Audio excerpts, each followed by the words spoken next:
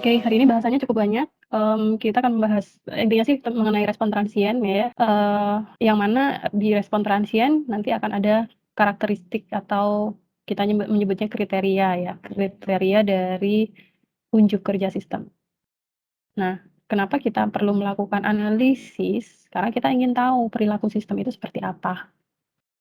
Apakah sistem kita output-nya seperti ini ya, ataukah seperti ini, atau yang seperti ini misalnya. Nah, itu kita bisa melihat, kemudian mengevaluasi, sistem yang ini misal terlalu banyak osilasi, sistem yang ini dia masih ada error, sistem yang ini dia lonjakannya terlalu tinggi misal.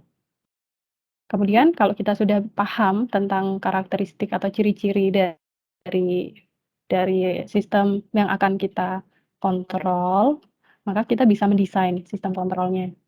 Desain sistem kontrol lonjakannya terlalu tinggi, maka kita bisa mendesain sistem kontrol yang mampu meredam ya, mau menurunkan si puncak ini supaya tidak terlalu tinggi, jadi nanti hasilnya akan bagus. Respon itu apa sih? Respon itu kan output ya, atau tanggapan, atau keluaran. Jadi yang dinamakan respon itu adalah output, tanggapan, atau keluaran dari sistem. Kalau kita belajar yang namanya sistem, ini ada input, nah respon itu letaknya di output-nya. Tapi respon itu ada 2 macam ya. Yang pertama adalah respon transien atau tanggapan peralihan, dan yang kedua adalah respon steady state atau tanggapan tunak atau tanggapan mantap. Bedanya apa? Kalau respon transien, dia yang namanya transien berarti kan dia peralihan ya, dia peralihan dari yang awalnya tidak ada input, kemudian tiba-tiba ada input. Nah, yang ini itu adalah responnya. Jadi respon transien itu dia keadaan peralihan dari awalnya ada input sampai tidak ada input, sampai akhirnya dia mulai stabil. Nah, untuk ketika dia udah stabil, maka itu kita sebut sebagai respon steady state. Sebelum itu kita sebut sebagai respon transien, gitu. Nah, tadi itu yang akan kita analisis adalah ketika dia respon transiennya ya, ketika respon transien.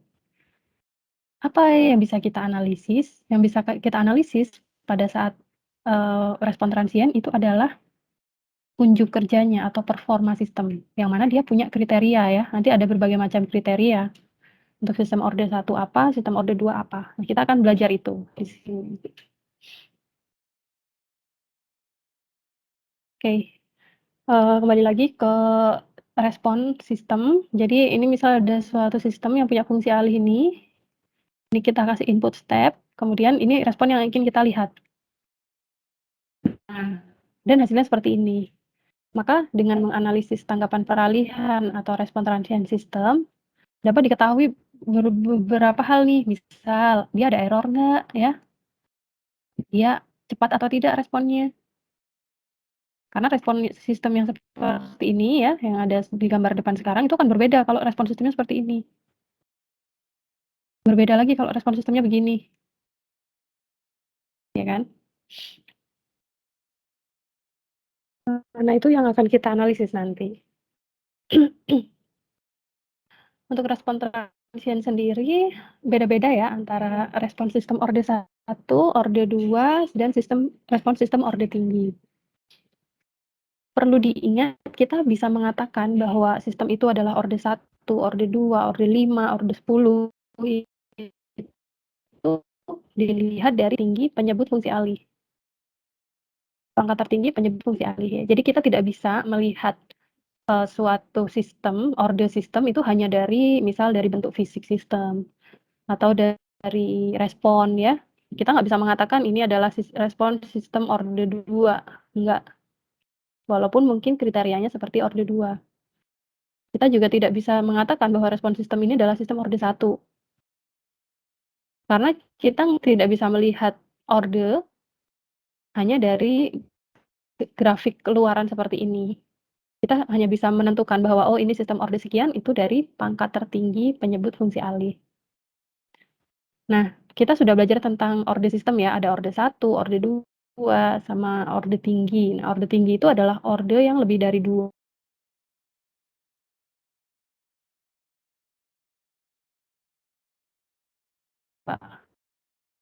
Karena respon sistem orde tinggi itu pada akhirnya dapat didekati dengan, respon sistem orde 2 atau orde 1, gitu. Jadi kita hanya mendalami yang respon sistem orde 1 sama orde 2 aja.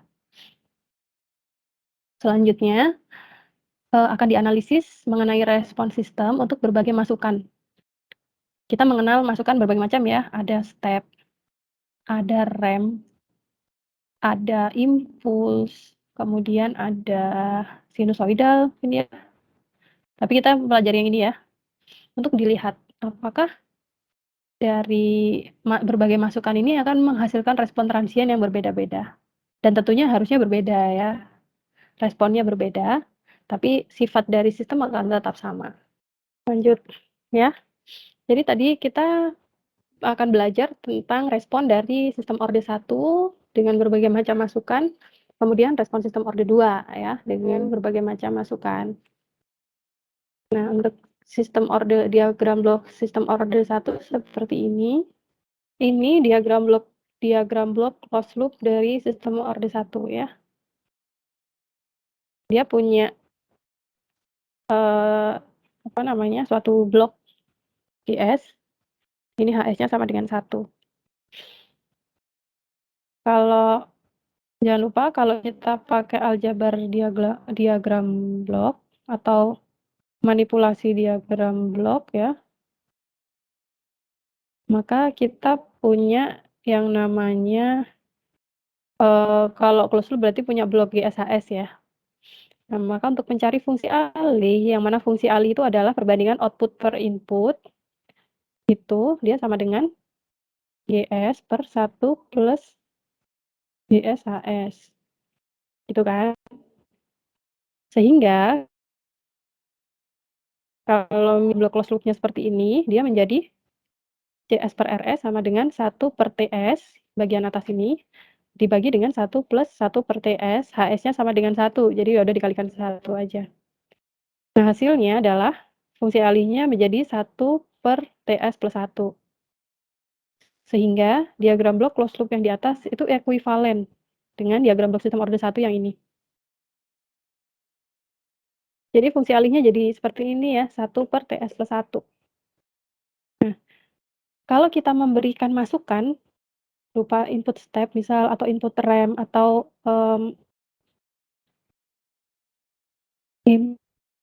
hitungnya. Nah, itu yang akan kita pelajari di sini ya. Misal kita unit step pada sistem orde 1.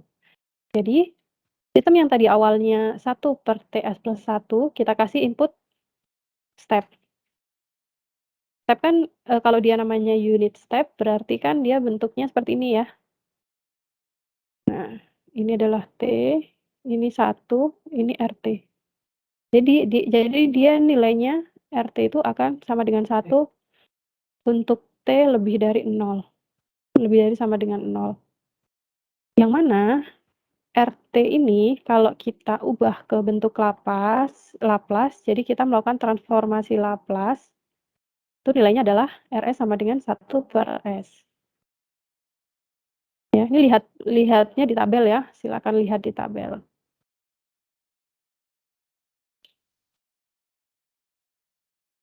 Nah, kemudian kalau kita, ingat-ingat lagi di materi penyederhanaan diagram blok, karena apa ini namanya, blok ini itu, sudah terdefinisi ya 1 per TS plus 1, kemudian ada sinyal input RS, maka kita bisa mencari CS. CS adalah 1 per TS plus 1, yaitu blok ini dikalikan sama sinyal inputnya. Inputnya adalah 1 per S. Nah, jadi kita bisa mencari responnya, karena kita tujuannya kan mau cari respon nih ya, analisisnya respon. Jadi kita harus plot CT ya. Artinya kita cari CS dulu, baru kemudian kita inverse Laplace kan.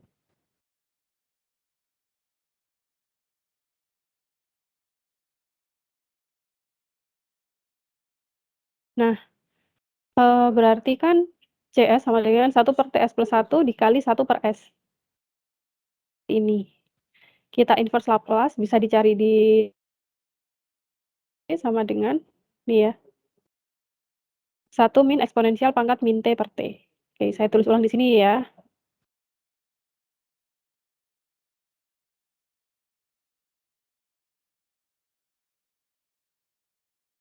Nih. Oke. Nah, selanjutnya T ini waktu ya. Berarti kalau kita ingin plot seperti ini, kita kan mau cari grafik responnya ya. Nah, berarti caranya gimana? Supaya memperoleh gambar grafiknya dari dari persamaan fungsi waktu CT ini. Berarti dicari T-nya, Bu. Dicari untuk T sekian sampai sekian kan ya? Iya, Bu. Min T berapa, ntar CT-nya berapa. Jadi misal dari T0 dia dapat CT sekian, kan bisa dihitung pakai kalkulator nih. T1 sekian dan seterusnya gitu ya, baru kita gambar. Nah, pertanyaannya adalah T ini apa nih, T besar ini yang bawah? Ini kan belum ada angkanya nih. Nah, ini T besar ini kita dapat dari mana? Nih, ini ada T ya. Kita kan kalau mau cari CT berarti ini harus ada angkanya nih T-nya. T-nya dapat dari mana? T besar. Ya, T-nya dari sini ya. Ini kan ada T-nya nih ya, dari fungsi alih. Berarti T ini merupakan parameter yang nanti bisa ya tergantung dari sistemnya apa. Jadi T ini udah bawaan dari sistem. Nanti bisa berisi angka 2, 5, 10, 0,5 gitu ya. Gitu. Sehingga ketika digambar nanti hasilnya seperti ini. Nah, yang warna merah itu adalah respon sistemnya. Terus di sini kan ada T nih ya. Ini ada T, ada 2T, 3T, 4T. Di persamaannya juga ada T-nya. T itu adalah time constant. Dia merupakan T itu adalah waktu ya, waktu yang diperlukan oleh respon untuk mencapai 0,632 dari nilai akhir. Jadi kalau nilai akhirnya itu adalah 1, maka hanya itu 1. Sedangkan saat 2T ya berarti 2 kali T gitu ya. Yang mana nilainya 0,8632. Ini bisa kita peroleh dari persamaan ini. Bagaimana kita memperoleh 0,632? Dari ya persamaan yang tadi. CT sama dengan 1 min eksponensial pangkat min T per T. Ini kan ya. Ini kan tadi buat menggambar responnya kita pakai persamaan CT. Nah, karena kita mau mencari waktu ketika time constant, ketika T besar, maka jadinya 1 min eksponensial pangkat min T per T. 1 min eksponensial pangkat min 1. Nah, ini kalau dihitung pakai kalkulator, hasilnya adalah 0,632. Jadi, akan selalu begitu.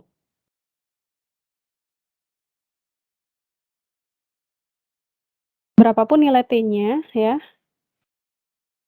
misal di orde 1 nilainya 1 per misal 2S plus 1, CT-nya tetap 0,632 dari nilai akhir. Kalau nilai akhirnya 1, ya berarti dia 1. Ya, 0,632 kali 1 jadi 0,632. Makanya ketika digambar, ketika T sama dengan T, nilainya harus 0,632 dari nilai akhir. Kebetulan ini nilai akhirnya 1. Ya, jadi kita tinggal cari di saat dia bernilai 0,632 di sini itu berapa waktunya, berapa detik. Nah, kenapa sih perlu mencari T? Itu yang pertama dia bisa dipakai untuk mencari slope atau kemiringan atau gradien dari si kemiringan kurva responnya ini. Hasilnya slope-nya itu adalah 1 per T. Kemudian dengan kita tahu T, kita jadi tahu dong posisi 0,632-nya itu di berapa detik ya. Kalau 2T berarti dia 0,865-nya di 2T, itu posisinya di mana, dan kita tinggal gambar, ininya aja, garisnya aja. Nah, itu adalah responnya. Izin bertanya, Bu. Oke, silahkan. Ya, mau nanya Bu, untuk itu kan ada 1T, 2T, 3T, dan 4T. Mungkin ada seterusnya. Nah, kapan kita pakai time constant ketika yang 1T atau 2T atau selanjutnya gitu, Bu? Kapan ya? Pertanyaan bagus. Bentar ya. Ini ada yang perlu saya revisi nih. Dengan A adalah amplitudo nilai akhir.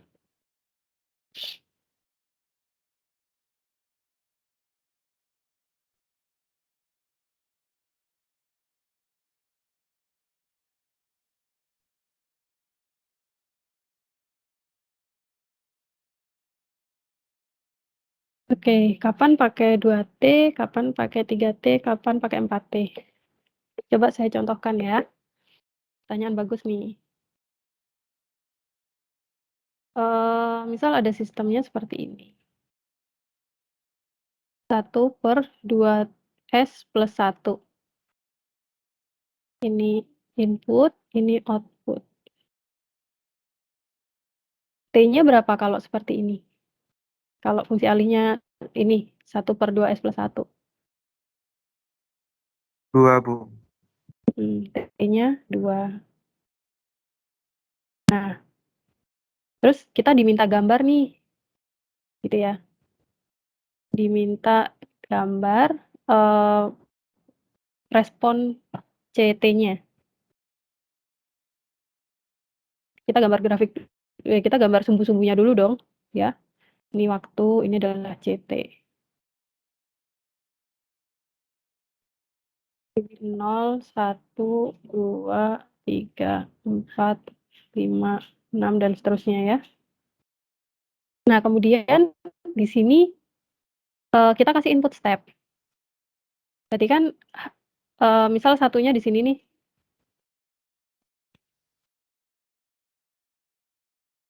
Kita kan masih belum gambar kurvanya ya.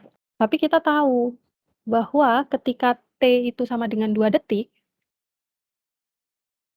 dia akan bernilai 0,632 dari nilai akhir. Nilai akhirnya 1. Ya udah, berarti kita tinggal cari nilai 0,632 itu di mana kalau di grafik? Kalau setengah di sini, berarti 0,632 mungkin di sini ya. Nah, ini adalah T. Kemudian 2T. 2T dia nilainya 0,865. Tinggal cari nih, misal 0,865 di sini. Itu adalah 2T. 2T berarti 4. Kemudian 3T 0,95 di sini. 3T 6 ya di sini. Nah, disinilah kita pakai si titik-titik ini, kita hubungkan.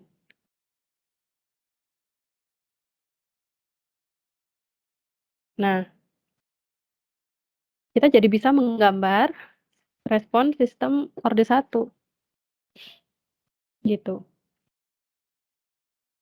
Slope tadi buat apa? Bisa dipakai untuk garis bantu ya. Jadi kita buat suatu garis yang kemiringannya 1/2. Jadi gradiennya 1/2 ya. Gradien itu kan Y per X.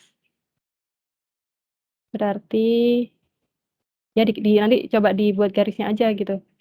Dengan suatu garis yang gradiennya setengah itu seperti apa. Bisa membantu kita buat bikin kemiringannya ya. Misal seperti ini. Nah, responnya adalah yang warna biru itu. Jadi kapan T, 2T, 3T dipakai kalau kita mau menggambar respon. Untuk membantu kita menggambar. Gitu ya. Sudah clear, Ali? Sudah, Bu. Terima kasih, Bu. Oke. Nah, nanti kalian akan belajar tentang kriteria performansi. Jadi kapan sih si sistem orde 1, respon sistem orde 1 ini bisa kita katakan sudah memasuki nilai akhir atau sudah stabil. Nah, kita bisa memakai dua macam ini ya, ketika 3T atau 4T. Kalau 3T, maka toleransi errornya itu adalah plus minus 5%, kalau 4T berarti plus minus 2%. Nanti akan saya jelasin lagi ketika kita membahas tentang settling time ya, untuk kriteria performansi sistem order 1.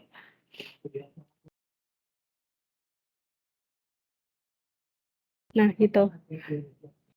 Selanjutnya, kalau kita kasih sistem order 1 ini dengan suatu input unit RAM. Unit RAM itu berarti dia adalah suatu unit RAM. RAM itu kan menanjak ya, tapi tanjakannya itu gradiennya 1 gitu. Jadi fungsi waktunya jadi RT sama dengan T.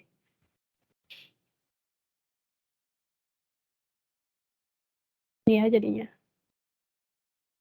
Nah, kita cari transformasi Laplace-nya untuk memperoleh RS, yaitu RS-nya sama dengan 1 per S kuadrat. Bisa dilihat di tabel.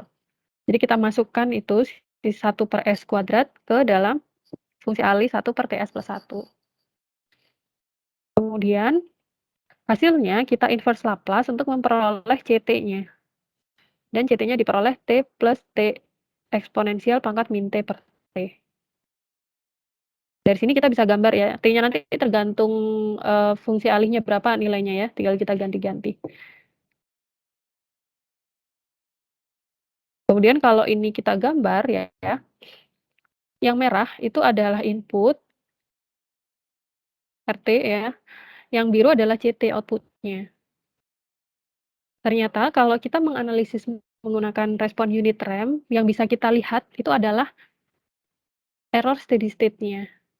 Lihat celah dari antara input dan output ini itu adalah errornya.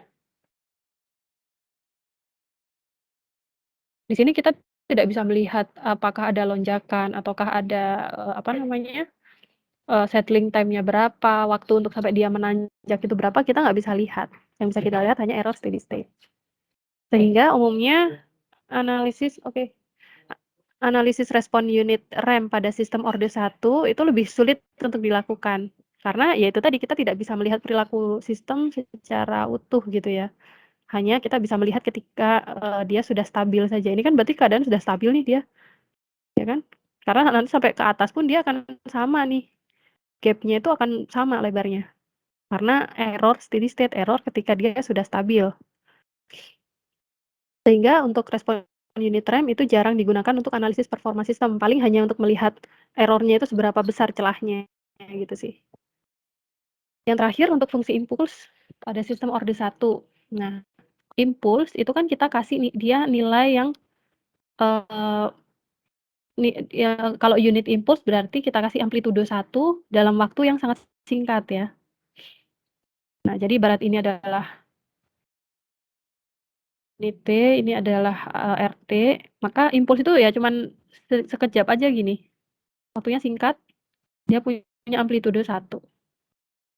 Selebihnya 0. Nah, ini kalau kita ubah ke Laplace, hasilnya adalah RS sama dengan 1. Sehingga ketika kita mau mencari CT-nya, CS-nya ya 1 per TS plus 1 ya. Untuk CT-nya adalah 1 per T eksponensial pangkat min T per T. Kalau kita gambar, maka fungsi waktu ini akan menghasilkan grafik seperti ini. Seperti ini ya. Grafik ini ketika inputnya di sini ada impuls, setelah itu kan 0 nih, dia jadi responnya jadi turun, jadi tidak ada masukan lagi kan, jadi turun. Nih, dia jadi menurun karena sudah tidak ada input. Nah, analisis respon unit impuls pada sistem order 1 itu biasanya dipakai untuk melihat respon turun dari suatu sistem. Kita mau lihat apakah turunnya itu begini ya, ataukah begini, atau jangan-jangan ada lonjakan gitu. Itu bisa kita lihat pakai respon fungsi impuls. Apakah ada pertanyaan untuk order 1? Izin bertanya, Bu. Iya, silahkan. Ya, boleh minta tolong ke slide yang unit RAM itu, Bu. Oke. Gimana? Ya, di situ kan yang perhitungan yang kedua CT itu simbolnya simbol apa, Bu? Pas yang di sebelum pangkat -1. Ini ini simbolnya Laplace. Heeh, Oh, kenapa? oke. Ini L Udah, Bu, Latin ya. soalnya Heeh.